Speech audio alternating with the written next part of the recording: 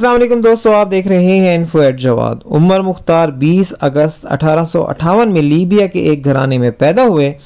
इब्तदाई तालीम वालिद की वसीयत के मुताबिक शेख हुसैन से हासिल की और फिर आला तालीम सैनूसी तहरीक से वाबस्ता मोहम्मद अल महदी बिन सैयदी मोहम्मद अस-सनूसी और दीगर उलमा से हासिल की। इस वक्त लीबिया और अफ्रीका के दूसरे इलाके खिलाफत उस्मानिया का हिस्सा थे। जब फ्रांस ने CHAD पर कब्जा करने की कोशिश की तो उमर मुख्तार वहां के मुसलमानों के दिफा के लिए अपना हिस्सा डालने चले गए, मगर जब इटली ने लीबिया की तरफ कब्जे की कोशिश का इरादा किया तो उनको वापस बुला लिया गया, जहां उन्होंने 20 साल तक 1911 से लेकर 1931 तक इटली के लश्कर को वो सबक सिखाया कि इटली के लिए इस इलाके पर कब्जा करना मुश्किल हो गया। उन्होंने महदूद हथियार और छोटे लश्कर को इस जंगी महारत से इस्तेमाल किया कि लीबिया इटली को फौज की तादाद में रोज बरोज इजाफा करना पड़ा, मगर फिर भी इटली को कोई फ़ायदा ना हुआ, क्योंकि लीबिया की आवाम उमर मुख्तार के लश्कर को दुश्मन की मालूमात पहुंचाती रहती और उनको छुपाने और बचाने की हर मुमकिन कोशिश करती।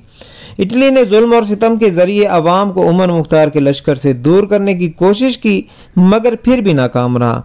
आखिर में उसने शहरों और देहातों को खाली कराकर तमाम लोगों को रेगिस्तानी कैंप में मुंतकिल कर दिया।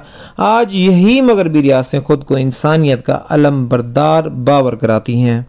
ये शेर सितंबर 1931 में 73 साल की उम्र में एक मार्के में जख्मी हालत में गिरफ्तार हुआ। इसकी हिम्मत और मिसाली जिंदगी की तारीफ करने पर इसका दुश्मन जनरल ग्रेजियानी भी मजबूर हुआ, जिसके बकौल वो एक हाजिर और तेज दिमाग शख्स था। वो एक खुदगर्ज इंसान न था, बल्कि मजहबी और जंगी अमीर होने के बावजूद वो एक गुर्बत की जिंदगी गुजारता था। इस शेर की ज़बान पर आखिरी अल्फाज ये थे कि हम अल्लाह की तरफ से आए और बिल आखिर हमें उसकी तरफ वापस लौटना है। 16 सितंबर 1931 को इटली की अदालत ने इस शेर को फांसी की सज़ा सुना दी। अल्लाह शहीदों को जन्नतुल फिरदौस में आला जगह अता फरमाए और आज मुस्लिम हुक्मरानों को इनकी बहादुरी, जहानत और गैरत का एक टुकड़ा ही नसीब फरमा दे। आमीन। दोस्तों, उम्मीद करता हूँ ये वीडियो आपको पसंद आई होगी। मजीद ऐसी इंफॉर्मेटिव वीडियोस के लिए जुड़े रहिए इन्फो एट जवाद के साथ। शुक्रिया।